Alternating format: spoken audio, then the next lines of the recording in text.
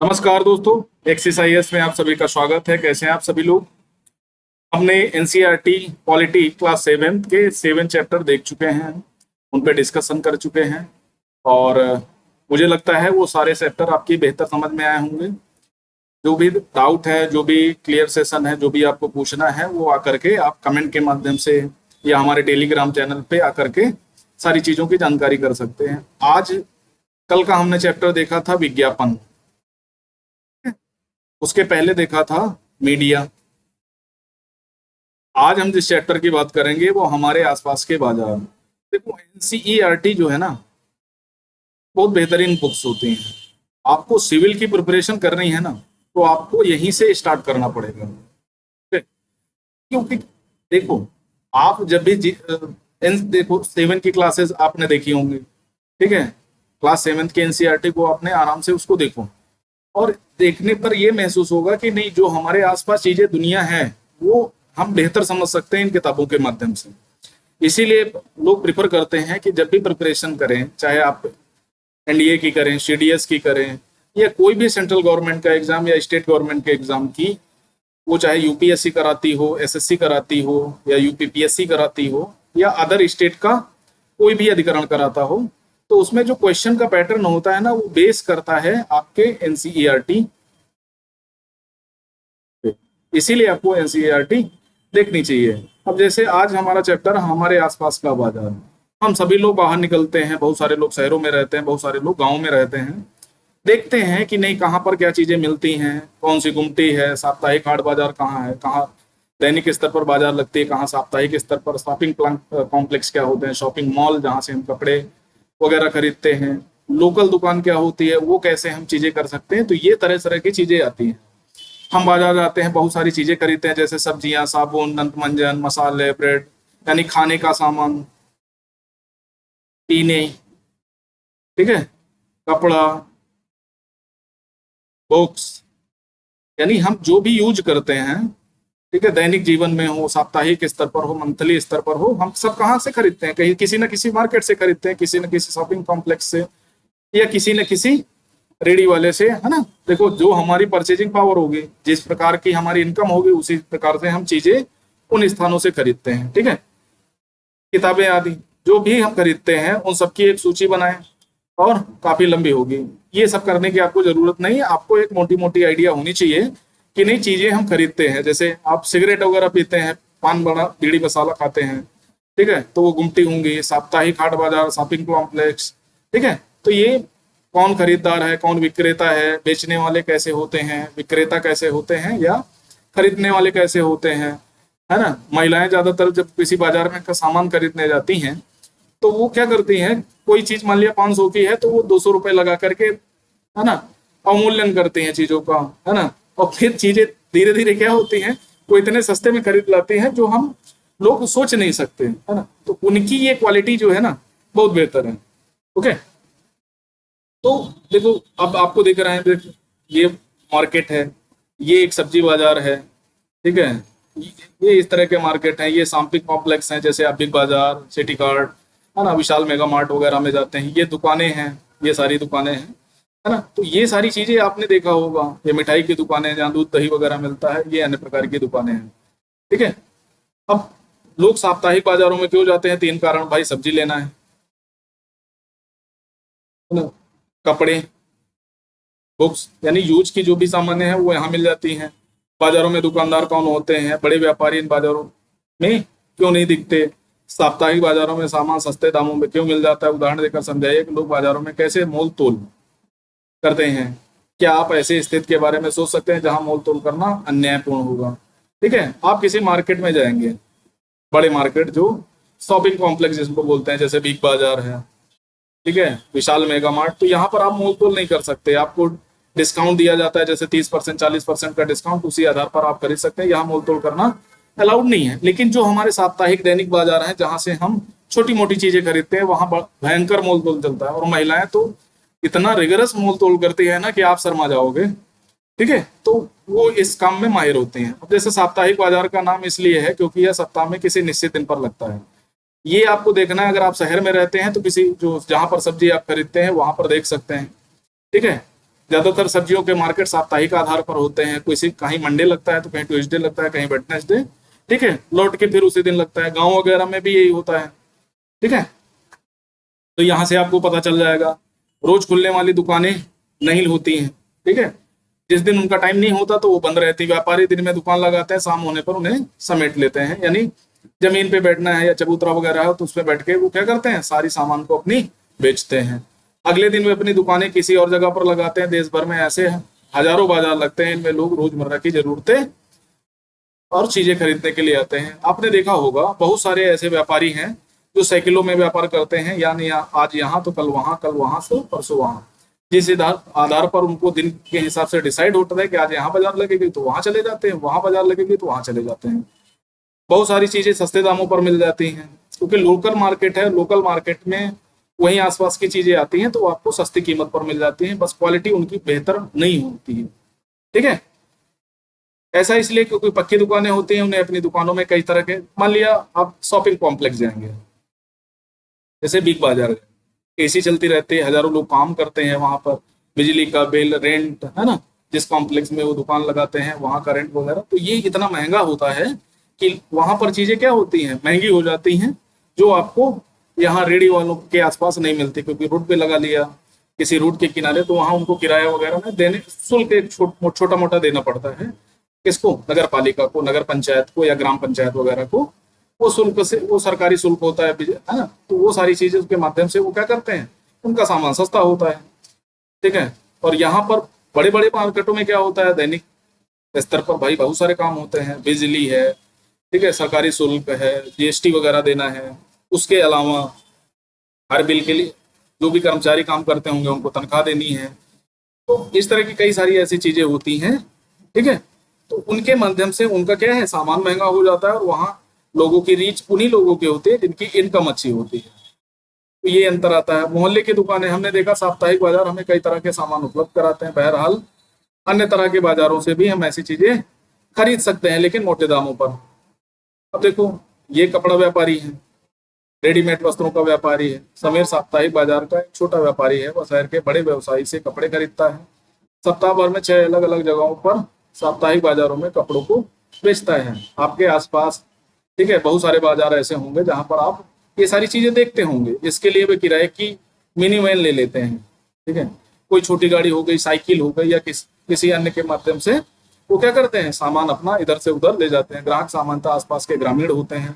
दीपावली, पोंगल या ऐसे त्योहारों के मौके पर वह अच्छा व्यवसाय कर लेता है। बात समझ में आ गई। फिर आते हैं एक बड़ी दुकान, सुजाता कविता।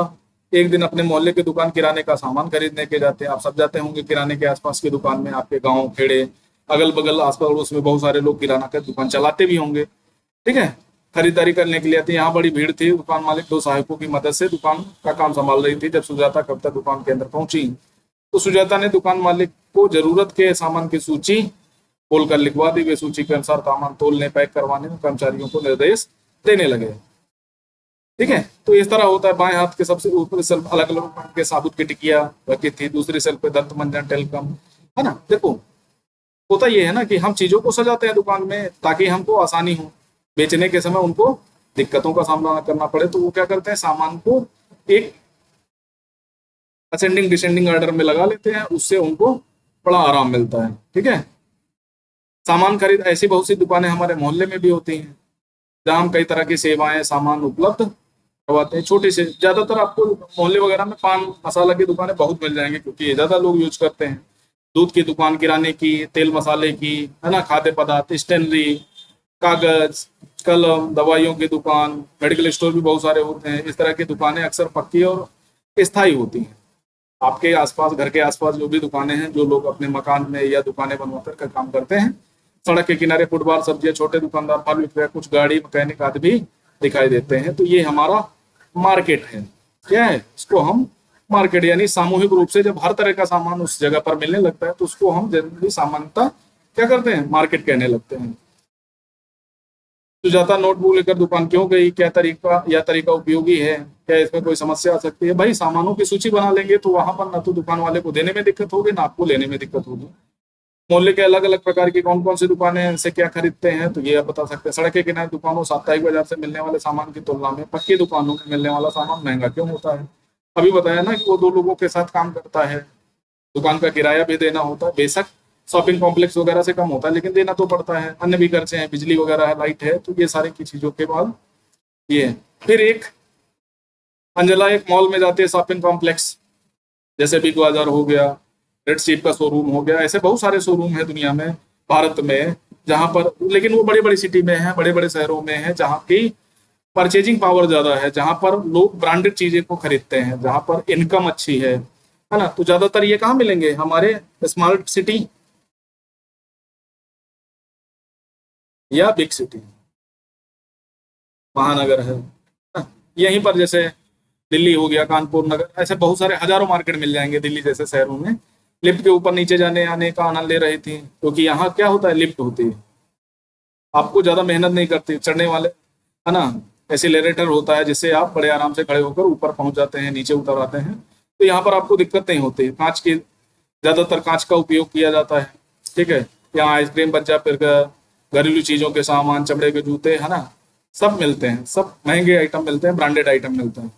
माल तीसरे तरफ घूमते हुए वे एक ब्रांडेड रेडीमेड कपड़ों की दुकान पर पहुंच गए। सुरक्षा कर्मचारी ने उनको इस तरह देखा कि वह उन्हें रोक देना चाहता है। भाई, गांव का आदमी जब उस शॉपिंग कॉम्प्लेक्स में जाता है तो इन्फेरिटी कॉम्प्लेक्स होता है कि यार अगल बगल वाला इतना महंगा है, और गार्ड भी इतना सजा समझा होता है कि आपको लगता है कि कहीं ऐसा ना हो मुझे रोक दे, ठीक है। तो वो एक आपके अंदर डर होता है क्योंकि आप पहली बार, लेकिन जब आप बराबर आते जाते रहते हैं तो ये डर क्या होता है, खत्म हो जाता है।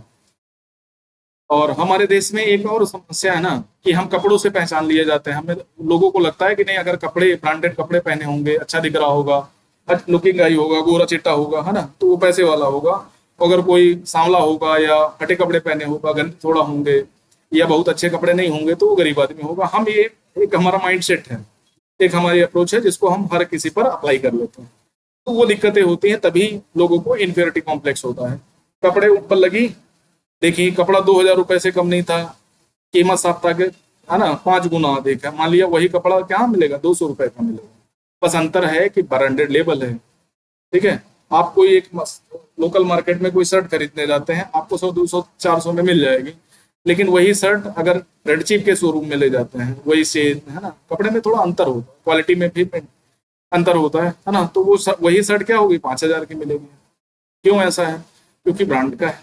अभी आपने इसके पहले विज्ञापन सब पढ़ा है, विज्ञापन में खर्चा करना, दुकान का मेंटेनेंस, लोगों को सैलरी देना, ठीक है, एसी चलाना, एसिलेटर से आप ऊपर नीचे जाते हैं, लिफ्ट का प्रयोग करते हैं, है ना, तो ये सारी चीजें क्या करती हैं, हजारों लोगों को वेतन देना होता है, इसीलिए वो चीजें क्या होती है, महंगी हो जाती है।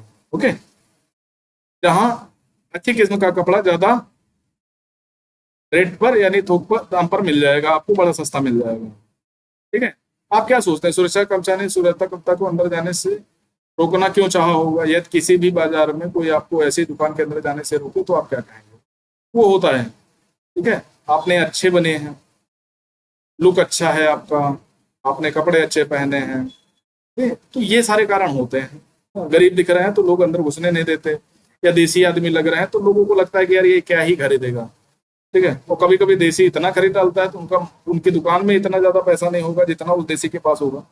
तो अंतर है। तो आप, इससे एक चीज और सीखने को मिलती है कि आप किसी को देख करके जजमेंट मत लीजिए, ठीक है।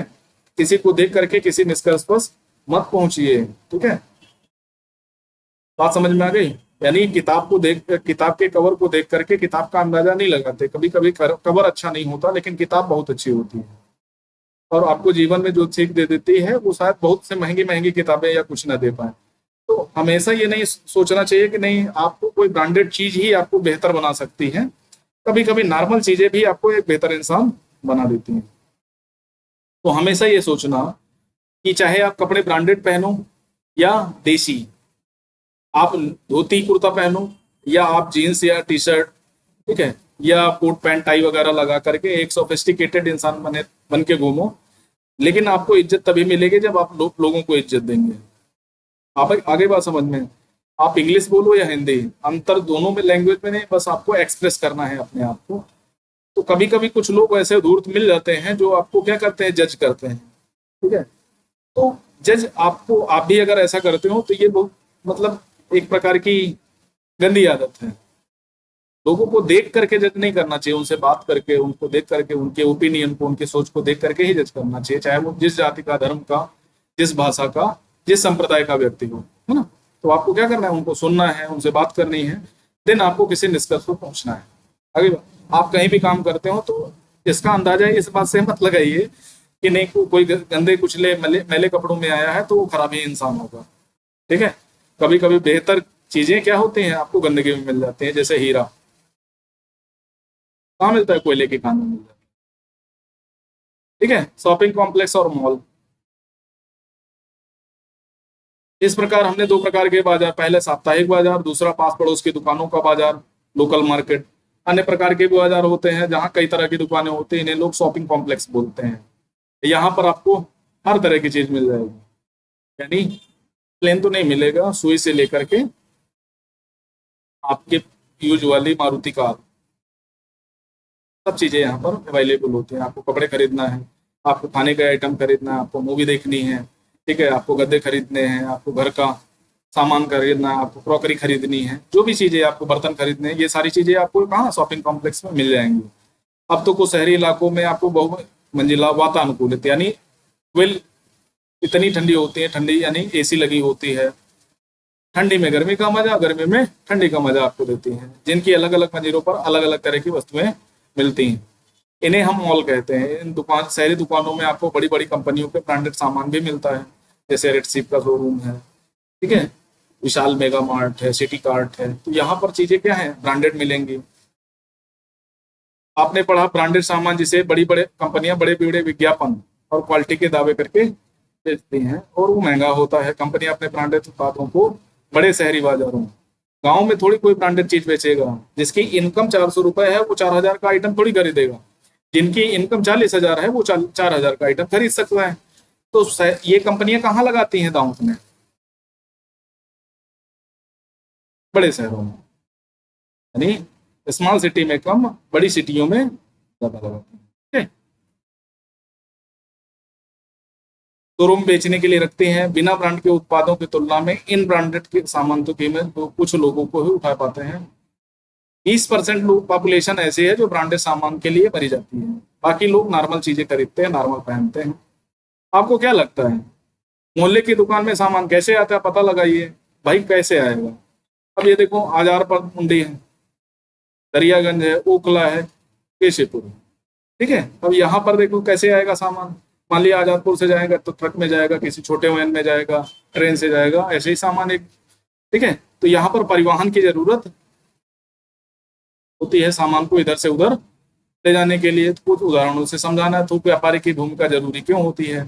पहले हिस्से में विभिन्न तरह के बाजारों के बारे में पढ़ा जहां हम सामान खरीदने जाते हैं। आप सोच सकते हैं कि ये दुकानदार अपनी दुकानों के लिए सामान कहाँ से लेकर आते हैं। सामानों के उत्पादन कारखानों, खेतों, घरों में होता है।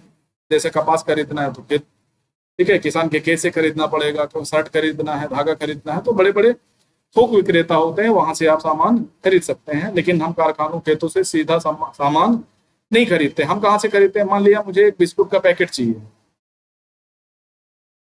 तो हम क्या पार्ले जी की कंपनी में जाएंगे, नहीं, किसी लोकल शॉप कीपर के पास जाएंगे, वो हमें पाके दे देगा। लेकिन हमें बल्क में सामान खरीदना है, बहुत बड़ी मात्रा में सामान खरीदना है, तो हम क्या करेंगे, हम किसी कंपनी से डिमांड करेंगे, वो कंपनी हमें सस्ते में चीजें देगी। जैसे हमें टीवी खरीदना है तो हम कहाँ जाएंगे, किसी दुकानदार के पास जाएंगे जो टीवी रखता है। हम सैमसंग के शोरूम नहीं जाएंगे, सॉरी, हम सैमसंग के कंपनी में थोड़ी जाएंगे।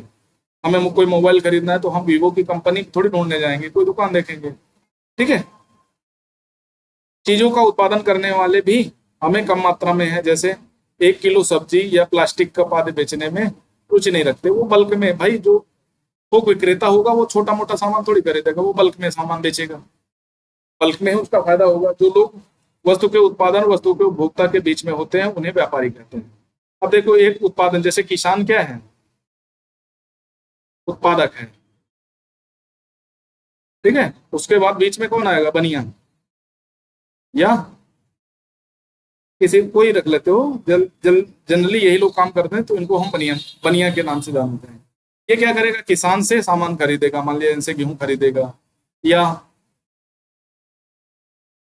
FCI, food corporation of India, वो खरीदती है MSP पे। ठीक है, वो खरीदेगी सीधे किसानों से और कहाँ जाएगी, वो उचित मूल्य की दुकानों पे बेचेगी। या कोई ऐसा व्यक्ति है जो इस काम में व्यापार में लगा हुआ है, व्यापारी क्या करेगा, किसान से खरीदेगा कि और फिर उस कहाँ तक ले जाएगा आपको, यानी उपभोक्ता, जो अंतिम उपभोक्ता होगा उसको बेचेगा। अब व्यापारी दो प्रकार के होते हैं, एक जो बल्क में सामान खरीदते हैं यानी बड़ी मात्रा में खरीदते हैं, एक वो है फुटकर विक्रेता जिनको हम दुकानदार भी कह सकते हैं। पहले थोक व्यापारी बड़ी मात्रा में सामान खरीद लेता है और सब्जियों का थोक व्यापारी कुछ किलो सब्जी नहीं खरीदता, बड़ी मात्रा में 2500 किलो के आसपास सब्जियां खरीद लेता है, दूसरे व्यापारियों को बेचता है। ठीक है, तो व्यापारियों की एक लंबी श्रृंखला का वह अंतिम व्यापारी जो अंततः वस्तुएं उपभोक्ता को बेचता है, खुदरा या फुटकर व्यापारी कहलाता है। वही दुकानदार होता है आपके आस पड़ोस में साप्ताहिक बाजार या शॉपिंग कॉम्प्लेक्स में, वो क्या करते हैं, सामान बेचते हैं। तो सबसे पहले उत्पादक, फिर व्यापारी श्रृंखला यानी एक चेन होती है, उसके बाद उपभोक्ता, इसी में आपका जो शॉप सेलर है, ठीक है, या शॉपकीपर है, वो भी इसी में व्यापारियों के अंतर्गत आ जाता है। ठीक है,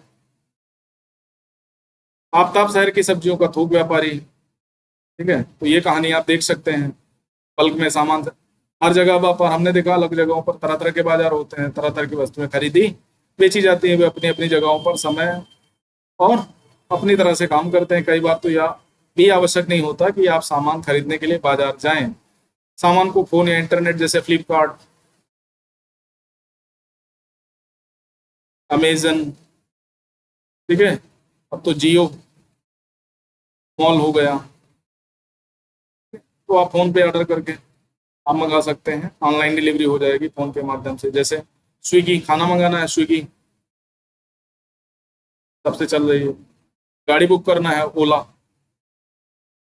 इस तरह की कंपनियां हैं जो ऑनलाइन डिमांड पर आपके सेवाएं मुहैया कराती है। तो इन्हें क्या बोलते हैं, इन्हें ऑनलाइन कॉमर्शियल मार्केट बोलते हैं। ऑर्डर दिए जाते हैं, घर पर पहुंचा दिया जाता है। ठीक है, देखो लोग इंटरनेट के जरिए बाहर से बिना कदम रखे बाजार में प्रवेश कर लेते हैं, वो अपने क्रेडिट कार्ड से ऑनलाइन।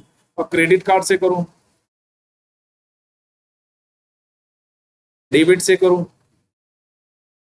या यूपीआई करूं, यूपीआई के लिए चाहे फोन पे का यूज करूं, पेटीएम का यूज करूं, ठीक है, यूपीआई भीम ऐप का यूज करूं या किसी बैंक का यूज करूं, सीधे पैसा ट्रांसफर करूं, उसके माध्यम से सेवा को परचेज कर लो, चाहे डॉक्टर की सेवा लेनी हो या खाना मंगाना हो, कपड़े मंगाना हो, सब शॉपिंग कॉम्प्लेक्स अब तो ऑन फोन पे है, यानी फोन से ही आप ऑर्डर कर सकते हो, चाहे जहां से आपको मंगाना है, आपको 2-4 दिन में डिलीवर हो जाएगा। आगे बात समझ में, तो काफी सारे लोग यूज भी करते हैं। अब हम बच्चे थोड़ी हैं, ठीक है, हम यूपीएससी के लिए एनसीईआरटी पढ़ रहे हैं, तो हमें ये तो पता ही होगा कि ये जो भी कमर्शियल साइट होती हैं या इंटरनेट के माध्यम से जहां पर हम उपयोग करते हैं, ऑनलाइन चीजों को खरीदते बेचते हैं, तो ये आपको सबको बारे में पता होगा। ठीक है, तो ये एक बाजार है, बाजार और समानता। ठीक है, इंट्रोडक्शन में है कि इक्वालिटी चैप्टर पढ़ा था, समानता। इस अध्याय में हमने आसपास के कुछ बाजारों पर नजर डाली। आप भी देखते होंगे, कुछ शॉपिंग कॉम्प्लेक्स तक दुकानदारों को देखा होगा, बड़ा अंतर है। कुछ छोटी पूंजी का व्यवसाय करने वाले दुकानदार हैं, कुछ बहुत बड़ी पूंजी लगाकर व्यवसाय करते हैं। ठीक है, कुछ बड़े बड़े देखो शॉपिंग कॉम्प्लेक्स देख रहे हो, ये एक अलग ही दुनिया है। किसी नॉर्मल गांव का आदमी जो जिसका टचअप शहर से कम हो, वो इन शॉपिंग कॉम्प्लेक्स में जाएगा तो बड़ा डरा हुआ महसूस करेगा, उसे लगेगा कि यार कोई देख रहा है, क्या सोचेगा, ये है वो है ना। तो ये एक अलग प्रकार की दुनिया है। बड़ी बड़ी 5 मंजिला 10 मंजिला इमारतें हैं, यहाँ ऐसे माल ब्रांडेड और महंगी वस्तुएं बेचते हैं, जबकि दूसरा अपनी बड़ी पूंजी का खर्च कर सकता है। आमदनी भी अलग अलग होती है। मान लिया 4,000 का कोई चीज बेचेगा, तो उसकी इनकम 1,000 रुपए है ब्रांडेड आइटम में। कोई उसी आइटम को 400 का बेचेगा, तो उसकी इनकम क्या है, 100 रुपए है। ठीक है, अब लेकिन जो 4,000 का बेच रहा है उसका खर्चा भी ज्यादा है। मान लिया उसका 2500 पे तो खर्चा ही प्रति आइटम के हिसाब से देखा तो 2500 तो खर्चा जा रहा है, बच कितना रहा है, बच रहा है। ठीक है, यहाँ पर खर्चा कम होता है, इनकम कम होती है। छोटा दुकानदार शॉपिंग कॉम्प्लेक्स की व्यापारिक तुलना में बहुत कम लाभ कमा पाता है। इसी तरह खरीदारों की भी अलग अलग स्थितियां होती हैं। ऐसे बहुत से लोग हैं जो सस्ता मिलने वाला सामान ही खरीद पाने की स्थिति में नहीं है। ठीक है, बहुत सारे ऐसे लोग हैं जो नॉर्मल नॉर्मल चीजें नहीं खरीद पाते हैं। ठीक है, किसी गांव के आदमी से पूछो आपने डोसा खाया, तो वो शायद ही नहीं खाया होगा। तो बहुत सारे ऐसे लोग हैं जिनकी स्थिति बहुत अच्छी नहीं है, दयनीय स्थिति में है। ठीक है, तो वो ये सारी चीजें कहाँ खरीदेंगे जब वो लोकल मार्केट से कोई नहीं अफोर्ड कर पा रहे हैं। आगे बात समझ में, लोग मालों में महंगी महंगी खरीदारी करने में व्यस्त रहते हैं। इस तरह हद तक अन्य कारणों के अलावा हमारी आर्थिक स्थिति तय करती है कि हम किन बाजारों में खरीदार या दुकानदार हो सकते हैं। ठीक है, हमारे सामान के उत्पादन से लेकर पहुंचने तक बाजार श्रृंखलाओं को समझा जा सकता है। यह संभव होता है कि जगह उत्पादित होने वाला सामान लोगों को के लिए हर जगह उपलब्ध हो। जैसे सेब है, कहाँ होता है, हिमाचल वगैरह, जम्मू वगैरह में। कहाँ मिलता है, तमिल में भी मिल सकता है, तमिलनाडु में, गोवा में भी मिल सकता है, यूपी में भी मिल सकता है। हर जगह अवेलेबल है। तो कैसे, परिवहन के माध्यम से एक जगह से दूसरी जगह, एक चेन बनी होती है। ठीक है, उसके माध्यम से वो चीजें एक जगह से दूसरी जगह पहुंच जाती हैं, है ना। वस्तुओं के बिकने से वस्तुओं का उत्पादन सीधे जुड़ा होता है। जिस वस्तु की ज्यादा डिमांड होगी उनका उत्पादन भी ज्यादा होगा, लोगों को रोजगार मिलता है, उत्पादन भी बढ़ाया जाता है। परंतु क्या श्रृंखला के प्रत्येक स्तर पर लाभ के समान अवसर मिलते हैं? तो ऐसा नहीं है। एक कमीज की कहानी सवाल में समझने का प्रयास करेंगे। एक फेरी वाला किसी दुकानदार से कैसे भिन्न है? ये अनियमित है। ये क्या है? नियमित। एक स्थायी इसकी दुकानदार है, इसकी स्थायी नहीं है। ये आज इस गांव तो कल दूसरे गांव, कल का यहाँ तो कल वहां। साप्ताहिक बाजार शॉपिंग कॉम्प्लेक्स से तुलना करने पर अंतर स्पष्ट करें। साप्ताहिक बाजार में वस्तुओं का मूल्य विक्रेता ग्राहक, शॉपिंग कॉम्प्लेक्स में वस्तु प्रकार, ठीक है, वस्तुओं का मूल्य विक्रेता और ग्राहक किस प्रकार के हैं। तो यहाँ पर क्या होंगे, वस्तुओं की वैरायटी ज्यादा होगी, वस्तुओं का मूल्य ज्यादा होगा, विक्रेता कम होंगे, यहाँ विक्रेता कम होंगे, यहाँ ग्राहक भी इसके कम होंगे। साप्ताहिक बाजार में बेची वाली जाने वाली प्रकारों में कम होगा, वस्तुओं का मूल्य भी कम होगा, विक्रेता ज्यादा होंगे, ग्राहक भी इसके ज्यादा होंगे। यानी 60% जो पॉपुलेशन है वो साप्ताहिक बाजारों, फेरी वालों, इनसे क्या करती है, परचेजिंग करती है। स्पष्ट कीजिए, बाजारों की श्रृंखला कैसे बनती है, किन उद्देश्यों की पूर्ति होती है इनसे। सब लोगों को बाजार में दुकान के जाने का समान अधिकार है। कि आपके विचार में महंगे उत्पाद दुकानों के बारे में असत्य है? उदाहरण देकर स्पष्ट किए, बाजार में बिना भी खरीदना और बेचना हो सकता है ऑनलाइन। अब टीचर स्टूडेंट को एक जगह इकट्ठा होने की जरूरत नहीं, एक प्लेटफॉर्म है, उसी के माध्यम से आप क्या कर सकते हैं, आप चाहे मेडिकल की सेवा लें, पढ़ाई करें। ठीक है, अब जैसे मैं यूट्यूब पे पढ़ा रहा हूँ तो आपको यूट्यूब के माध्यम से आप कहीं भी बैठ करके, बस आपके लिए एक मोबाइल, एक नेट या एक टैब, नेट कंपलसरी है। ओके, तो इनके माध्यम से आप चीजें कर सकते हैं। संकलन में आप देख सकते हैं साप्ताहिक बाजार, साप्ताहिक बाजार जो नियमित बाजार नहीं होते, मॉल, ठीक है, चारों ओर घिरा हुआ स्थायी स्थान होता है। इमारत बहुत बड़ी होती है, कई मंजिलें होती हैं, दुकानें भी कई प्रकार की होती हैं, रेस्तरा, सिनेमा घर, ठीक है, सब होता है। थोक, थोक में खरीदना बेचना होता है, सब्जी फल फूल इत्यादि भी सम्मिलित होते हैं, कपड़े भी होते हैं। बाजारों की श्रृंखला, बाजारों की श्रृंखला परस्पर एक दूसरे से कड़ियों की तरह जुड़ी होती है। उत्पाद एक बाजार से हुए दूसरे बाजार में पहुंच जाते हैं। ठीक है, तो ये